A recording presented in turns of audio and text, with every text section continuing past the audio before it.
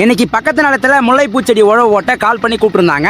நானும் வண்டியை எடுத்துக்கிட்டு நிலத்துக்கு போயிட்டேன். டயரை கழட்டிட்டு ரொட்டேட்டர் பிளேடை மாட்டிட்டு மிஷினை ஸ்டார்ட் பண்ணி உழவு ஓட்ட ஆரம்பிச்சிட்டேன்.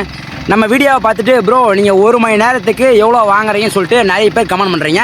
நம்ம ஊரில் 1 மணி நேரத்துக்கு 600 ரூபா வாங்குறேன். உங்கள் ஊரில் 1 மணி நேரத்துக்கு எவ்வளோ வாங்குறாங்கன்னு சொல்லிட்டு மறக்காமல் கமெண்ட் பண்ணுங்கள். ஒரு வழியாக உழவு ஓட்டி முடிச்சாச்சு.